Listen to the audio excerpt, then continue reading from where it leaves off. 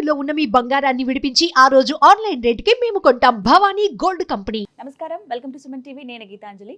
ఫిబ్రవరి 12వ తారీఖు మాఘ పౌర్ణమి అండి. చాలా విశేషమైన రోజు అని చెప్తారు. సాధారణంగా పౌర్ణమిలు మనం ఎంతో ప్రత్యేకంగా ఆ రోజు పూజ కార్యక్రమాలు చేసుకుంటాం, కానీ ఈసారి మాఘమాసంలో వచ్చే పౌర్ణమి అనేది చాలా విశేషంతో కూడుకున్నదని అంటున్నారు. అయితే తెలుసుకుందాం వీటి గురించి వివరాలు.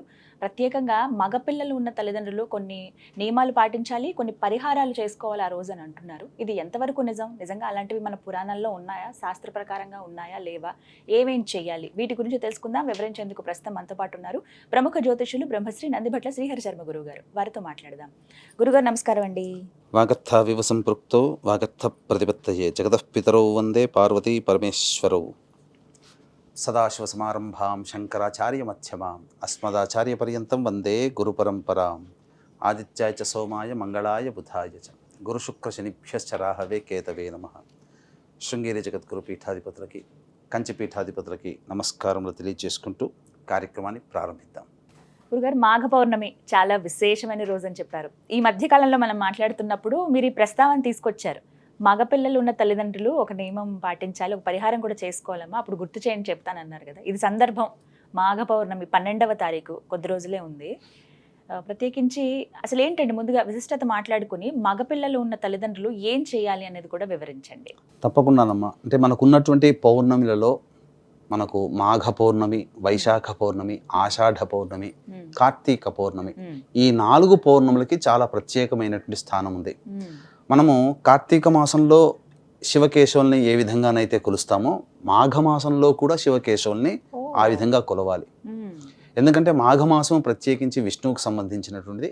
ఆ మాఘమాసంలోనే శివుడికి సంబంధించినటువంటి శివరాత్రి, మహాశివరాత్రి అనేటువంటిది మనకు వస్తుంది పండుగ.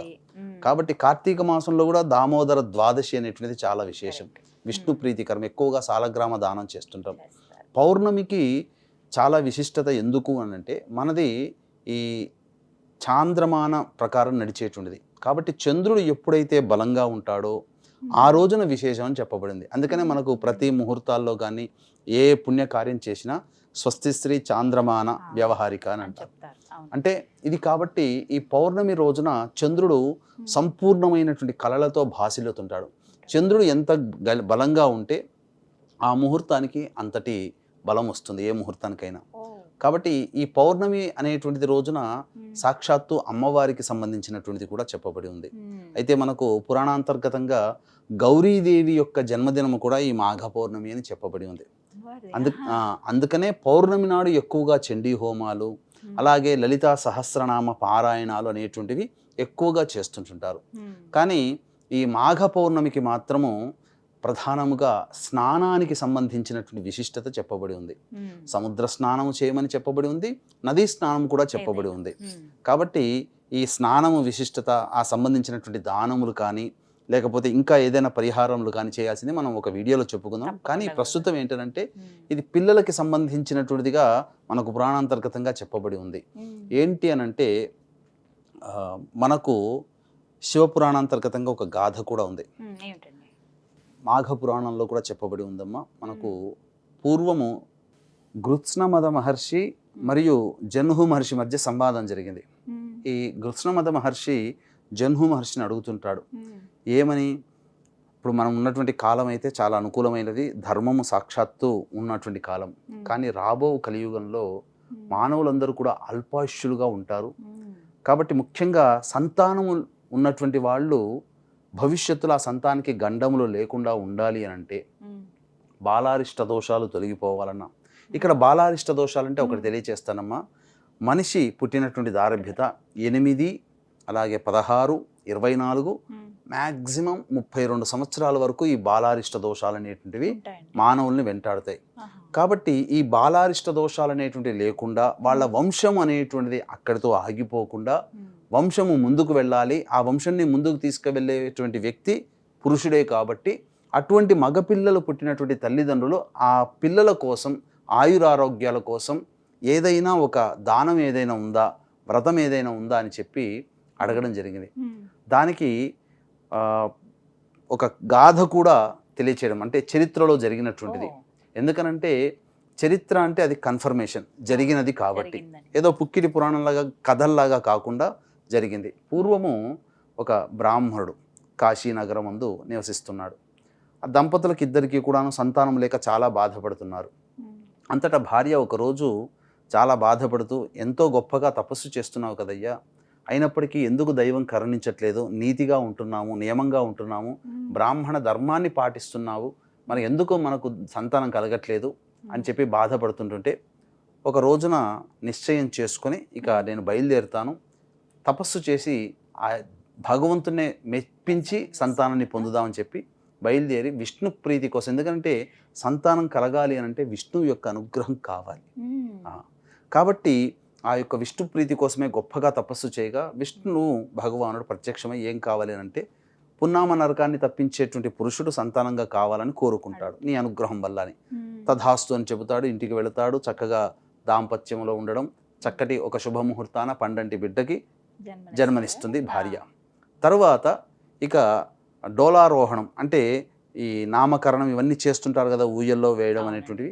ఆ సందర్భంగా చేద్దామని చర్చించుకుంటే సందర్భంలో నారద మునీంద్రుల వారు ఆ ఇంటి గుండా వెళుతూ ఒకసారి ఆ ఇంటికి వెళ్ళి చక్కగా ఆ నవ్వుతున్నటువంటి బాలుడిని చూసి, ఈ బాలుడికి 12 సంవత్సరాలు వచ్చిన తర్వాత గండ ఉంది, అంతవరకే అతనికి అల్పాయుష్ అని చెప్పడం జరుగుతుంది. అంతటా ఇంకా నామకరణమే చేయలేదు, సాక్షాత్తు నారదుడే వచ్చి చెప్పాడు కాబట్టి ఇది నిజమే. కాబట్టి బోరున ఏడుస్తుంది. ముఖ్యంగా పిల్లలంటే తల్లికి ఎక్కువ కదా ప్రేమ, కని పెంచుతుంది కదా. అప్పుడు ఆ భార్య యొక్క బాధను చూడలేక, నేను మళ్ళీ విష్ణువుని అడుగుతాను, ఎందుకంటే మనకు సంతానాన్ని ప్రసాదించిందే ఆయన కదా, ఎందుకు మనకి లోపం జరిగింది అని చెప్పి విష్ణువు కోసం మళ్ళీ ఘోర తపస్సు చేస్తే మళ్ళీ ప్రత్యక్షమవుతాడు. ప్రత్యక్షమైన తర్వాత, ఎందుకయ్యా సంతానాన్ని ఇచ్చాను కదా, మళ్ళీ ఎందుకు నా గురించి ఎందుకు ఇలా తపస్సు చేసావనంటే జరిగిన వృత్తాంతం అంతా చెబుతాడు. చెప్పిన తర్వాత, అప్పుడు పూర్వము నీవు జ్ఞానశర్మ అనేటువంటి వ్యక్తిగా జన్మించావు, ఇప్పుడున్నటువంటి భార్యనే పూర్వజన్మలో కూడా నీ భార్యనే, కాబట్టి ఇద్దరు కూడా అన్యోన్యంగా ఉంటూ చక్కగా జీవితాన్ని గడుపుతూ నా వ్రతాన్ని కూడా ఆచరించారు. ఆచరించిన తరువాత అనగా విష్ణు పూజ అనేటువంటిది చేయడం జరిగింది ఆ జన్మలో, గత జన్మలో. చేసిన తర్వాత మాఘ పౌర్ణమి రోజున దైవానుగ్రహం పొందడం కోసం నీవు నీ భార్యకి ఒక చక్కగా విష్ణు పూజ చేయమని చెప్పి, అలాగే ప్రసాదాన్ని నైవేద్యంగా పెట్టమని చెప్పి నువ్వు చెప్పి వెళ్ళావు. కానీ కొన్ని కారణాంతరాల వల్ల చుట్టుపక్కల వాళ్ళు బంధువులు వచ్చినటువంటి సందర్భంలో అవి మర్చిపోయింది. 2 దోషములు అనేటువంటిది నీ భార్య చేయడం జరిగింది. ఒకటి ఆ భర్త మాట జవదాటడం అనేటువంటిది ఒకటి, రెండవది ఆ మాఘ పౌర్ణమి రోజున చేయాల్సినటువంటి దానము చేయలేని కారణం చేత మళ్ళీ ఈ జన్మలలో పుణ్యవశాత్తు ఇద్దరూ మళ్ళీ దంపతులుగా పుట్టి నా అనుగ్రహం వల్ల సంతానాన్ని పొంది మళ్ళీ అల్పాయుష్యమైన సంతానాన్ని పొందారు. కాబట్టి గత జన్మలో చేసినటువంటి పని ఏదైతే చెయ్యకుండా ఉన్నటువంటి పని ఉందో ఇప్పుడు మీరు పూర్తి చేయండి అయ్యా, మీకు సంపూర్ణమైనటువంటి ఆయుష్మంతుడు అవుతాడు అని చెప్పగా ఇంటికి వచ్చి ఆ విషయాన్ని చెప్పడం, గత జన్మ వృత్తాంతము ఇప్పుడు ఈ జన్మాన్ని చెప్పడం, చాలా సంతోషించి అప్పుడు మాఘ పౌర్ణమి కోసం ఎదురు చూశారు. రాబో మాఘ పౌర్ణమి ఎలాగో వచ్చింది, నామకరణం అవన్నీ చేశారు. మాఘ పౌర్ణమి రాగానే విష్ణు భగవానుడు వారు చెప్పినట్టుగా విష్ణు ప్రీతి కోసమే విష్ణు పూజ చేసి ఆ విష్ణు భగవానుడికి ఒక దానం చేయమని చెప్పారు. ఆ దానం చేసేశారు. తద్వారా వాళ్ళందరూ కూడా సంతానం పొందినటువంటి వాళ్ళందరూ కూడా చక్కగా ఈ నోట ఆ నోట అందరూ కూడా ఈ మాట విన్నారు. విని అందరూ కూడా చుట్టుపక్కల వాళ్ళు కూడా ఈ మాఘ పౌర్ణమి కోసం ఎదురు చూడడం, మగపిల్లలు ఉన్నటువంటి తల్లిదండ్రులందరూ కూడా ఈ మాఘ పౌర్ణమి రోజున దానం అనేటువంటిది విష్ణు భగవానుడే సాక్షాత్తు చెప్పినటువంటి దానము చేయడం వల్ల వాళ్ళకి సంతానానికి 12 సంవత్సరాల తర్వాత వచ్చే అపమృత్యు భయదోషాలు ఏముంటాయో అవన్నీ తొలగిపోవడం జరిగిందమ్మా. విష్ణుమూర్తి స్వయంగా చెప్పారు. అయితే దానం గురించి చెప్తున్నారండి, ఆ దానం వివరాలు. మనకు మాఘ పౌర్ణమి రోజున విష్ణు భగవాన్ ప్రీతి కోసమే చేయడం జరిగింది. అయితే ఏ యుగ ధర్మాన్ని అనుసరించి ఆ యుగ ధర్మం ప్రకారం విష్ణు పూజ అనేటువంటిది చేయడం జరిగింది. ఉదాహరణకి ఈశ్వరుని ప్రీతి కోసమై చేసేటువంటి అభిషేకాలు ఒక్కొక్క యుగంలో ఒక్కొక్క ధాతువుతో చేయబడినటువంటి లింగాన్ని పూజ చేసేవాళ్ళు. కానీ ఈ కలియుగంలో శివప్రీతి కోసమై అభిషేకం చేయాలంటే మృత్తికా లింగానికి అనగా పుట్టమనుతో చేసినటువంటి లింగానికి అభిషేకం చేస్తేనే సంపూర్ణ ఫలితం. ఎలాగో మాఘ పౌర్ణమి రోజున విశేషంగా చెప్పబడినటువంటి కలియుగ దైవమైనటువంటి ఆ విష్ణుమూర్తి సాక్షాత్తు సత్యనారాయణ స్వామి వ్రతంలో సత్యనారాయణ స్వామి వ్రతంగా వెలిశాడు సత్యనారాయణ స్వామి రూపులో. కాబట్టి కలియుగంలో విష్ణు ప్రీతి కోసమే చెయ్యాలి అని అంటే సత్యనారాయణ స్వామి వ్రతాన్ని ఆచరించాలి. ఇది కలియుగ ప్రమాణమమ్మ. కాబట్టి మాఘ పౌర్ణమి రోజున మనకు సాధారణంగా వ్రతం అనేది ఎప్పుడైనా చేసుకోమని చెప్పబడి ఉంది శాస్త్రంలో. దానికి నియమం అంటూ లేదు, కోరిక ఉండగానే చేసుకోవాలి, దానికి తిథివార నక్షత్రాలు చూసుకోవాల్సిన పని లేదు. కానీ ప్రత్యేకించి మాఘ పౌర్ణమి రోజున మాత్రం ఖచ్చితంగా ఈ కలియుగంలో సత్యనారాయణ స్వామి వ్రతాన్ని ఆచరించాలి. కాబట్టి ఉదయాన్నే ఎవరైతే వీక్షించేటువంటి ప్రేక్షకుల్లో పిల్లలు, మగపిల్లలు ప్రధానంగా ఉంటారు. అంటే ఇక్కడ ఆడపిల్లల్ని తక్కువగా చేసినట్టు కాదమ్మా.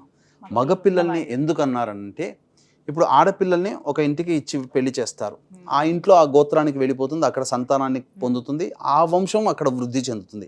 ఇక్కడ మీ వంశంలో సంతానం అనేటువంటిది మగ సంతానము కలగాలన్నా, ముఖ్యంగా కలిగిన మగ సంతానము నిండు నూరేళ్లు ఆయురారోగ్యాలతో జీవించాలన్నా మాఘ పౌర్ణమి రోజున ఇప్పుడు మనం చెప్పుకోబోయే దానము ఖచ్చితంగా చేయాలి. వీలుంటే ప్రతి తల్లిదండ్రులు కూడా సత్యనారాయణ స్వామి వ్రతాన్ని ఆచరించాలి. కొంతమంది దేవాలయాల్లో చేస్తుంటారు. అమ్మ, వ్రతము అనేటువంటిది కానీ, నోము కానీ, ఏదైనా కానీ చేస్తున్నప్పుడు చేసిన వారికి ఎంత ఫలితం ఉంటుందో చూసిన వారికి కూడా కొంత ఫలితం వస్తుంది. 50% ఫలితం వస్తుంది, ఆ పుణ్యఫలం వస్తుంది. కాబట్టి చాలా మంది చెయ్యలేని శక్తి ఉన్నా వ్రతానికి ఎందుకు వెళతారు అని అంటే వాళ్ళు చేసుకుంటున్నారు, ఆ వ్రత విధానం వల్ల మనకు కొంత వస్తుందని చెప్పి చుట్టుపక్కల వాళ్ళందరూ ఆ వ్రత సామాగ్రికి ఇవ్వడం అనేటువంటిది జరుగుతుంటుంది. ఆ విధంగా వీలైతే పొద్దున్నే చక్కగా లేచి కాలకృత్యాదులు తీర్చుకొని వీలుంటే ఉపవాసం ఉండాలి. ఆ రోజున ఉపవాసం ఉండి ప్రదోషకాల సమయం సమీపిస్తుందనగా మళ్ళీ కాలకృత్యాదులు తీర్చుకొని చక్కగా బ్రాహ్మణుని పిలిపించుకొని సత్యనారాయణ స్వామి వ్రతాన్ని ఆచరించాలి. చాలా. ఇప్పుడు దంపతులు ఇద్దరు ఉండారండి, తల్లి తండ్రి ఉండని వాళ్ళు ఉంటారు, అయితే తల్లి ఉంటుంది లేకపోతే తండ్రి ఉంటారు, అలా ఒక్కరుగా కూడా చేయొచ్చా అండి? ఒక్కరుగా కూడా వ్రతాన్ని ఆచరించవచ్చు. ఇక్కడ ఏంటనంటే భర్త అనుమతి. ఇప్పుడు భర్త ఎక్కడో విదేశాల్లో ఉన్నాడు, భార్య చెయ్యాలి. అటువంటిప్పుడు భర్త అనుమతి తీసుకొని భర్త యొక్క వస్తువుని పక్కన పెట్టుకొని భార్య అయినా చేయవచ్చు. భార్య లేదు, వ్రతాన్ని పురుషుడైనా చేయవచ్చు, తప్పు లేదమ్మా. మళ్ళీ చేయవచ్చునమ్మా. భర్త లేనప్పుడు అంటే విదేశాల్లో ఉన్న వాళ్ళు ఏదో ఊళ్ళో ఉంటారు, కానీ గతిస్తే కనుక కూడా వ్రతం చేసుకోమని చెప్పబడింది. వ్రతానికి ఏం ఇబ్బంది లేదమ్మా. ఈ కలియుగ వ్రతం అనేటువంటిది దంపతులుగా ఉంటే దంపతులుగా చేసుకోవచ్చు. ఇప్పుడు దైవ అనుగ్రహాన్ని పొందడం కోసం పూర్వము రావణాసుడి తల్లి కైకసి అభిషేకం చేసుకోలేదా? ఆమె కోరిక మీదనే కదా గోకర్ణంలో మనకు ఆత్మలింగం అనేటువంటిది వచ్చింది. కాబట్టి దేవతా ఆరాధనకి చేయడానికి సంబంధించినటువంటిది ఇక్కడ ముఖ్యంగా భక్తి ప్రధానమమ్మ. నోములు వ్రతాలు అన్నప్పుడు ఈ విధంగా చేసుకోవాలి. అయితే వీక్షించేటువంటి ప్రేక్షకులు కూడా గమనిక, ఈ మాఘ పౌర్ణమి సందర్భంగా జాతకరీత్యా కలుగు విద్య, వివాహ, ఉద్యోగ, దాంపత్య, సంతాన, అనారోగ్య సమస్యల నివారణకి, అలాగే గత జన్మ కర్మదోషాలు ఉంటాయి, ఈ జన్మలో సమస్యలు ఉంటాయి కాబట్టి గత జన్మ కర్మదోష నివారణ తిలహోమాలు, మరియు 2025 సంవత్సరంలో శని భగవానుడు అన్ని రాశుల వారికి ప్రభావాన్ని చూపుతున్నాడు కాబట్టి శని దోష నివారణ హోమాలు పర్ హెడ్ 2100 రూపాయలకి శ్రీశైల క్షేత్రంలో 12వ తారీఖు రోజున మధ్యాహ్నం 12 గంటలకి ప్రారంభమవుతుంది. 10 గంటల లోపల మీ గోత్రనామాలు నమోదు చేసుకోవచ్చు. అవకాశం ఉన్న వాళ్ళు కార్యక్రమ తదనంతరం కాంటాక్ట్ చేసి పూర్తి వివరాలు తెలుసుకోవచ్చు. ఇక ఆ సత్యనారాయణ స్వామి వ్రతాన్ని ఆచరించిన తర్వాత ఇల్లాలు బెల్లం పాయసాన్ని తయారు చేసి స్వామికి కొంత నైవేద్యముగా పెట్టి మిగతాదంతా కూడాను దానం చేయాలి. అది దేవాలయంలోనైనా దానం చేయవచ్చు, చుట్టుపక్కల వారికైనా దానం చేయొచ్చు. ఇది నేను చెప్పిన మాట కాదమ్మా, సాక్షాత్తు నారద మునీంద్రుల వారి సమక్షంలో జరిగినటువంటి సంఘటన ఇది. విష్ణు భగవానుడు సాక్షాత్తు భక్తుడికి ఉపదేశించినటువంటి దాన నియమం కాబట్టి సాక్షాత్తు దైవమే చెప్పినప్పుడు కాదనడానికి ఎవ్వరికీ సందేహము లేదు. కాబట్టి ఇది అందరూ కూడా పాటించవచ్చు, ఎక్కువగా ఖర్చు లేనటువంటిది. బెల్లం పాయసం అంటే బియ్యంతో చేస్తారు. అవునమ్మా, బియ్యము, ఆవు పాలు, బెల్లం వీటితో చేసేటువంటిది బెల్లం పాయసం. ఇది నైవేద్యంగా పెట్టవచ్చు. భక్తే ప్రధానం ఇక్కడ, ఖర్చు కూడా ఇంత పెద్ద అవసరం లేదు. ఎవరి శక్తి కొద్ది వాళ్ళు చేయవచ్చు. ఇంకా ఏమైనా దానాలు చేయాలా గురుగారు? ఇంకా దానములు వచ్చేసరికి చెప్పులు, గొడుగు, తిలలు, కంబళి, ఇవన్నీ కూడా పౌర్ణమి రోజున దానం చేయవచ్చు. ఇంకా అవకాశం ఉంటే ఈ యొక్క పౌర్ణమి రోజున లలితా సహస్రనామ పారాయణం చేసిన విశేష పుణ్య ఫలితం. ఇంట్లోనే చేసుకోవచ్చు. ఇంట్లోనే చేసుకోవచ్చు. దేవాలయాలు ఎక్కడ వీలైతే అక్కడ ఎక్కడైనా చేసుకోవచ్చు. ఈ విధంగా మాఘ పౌర్ణమి రోజు నిజంగా ఆ రోజు చాలా విశేషం అండి. ఈ విధంగా చేయడం వల్ల ఖచ్చితంగా మగపిల్లల వారికి ఉన్నటువంటి తల్లిదండ్రులకి ఆ పిల్లలకి అపమృత్యు భయ దోషాలు తొలగిపోతాయమ్మా. చాలా చక్కగా వివరించారు గురుగారు. ధన్యవాదాలండి. సర్వం శ్రీ ఉమామహేశ్వర పరబ్రహ్మార్పణమస్తు.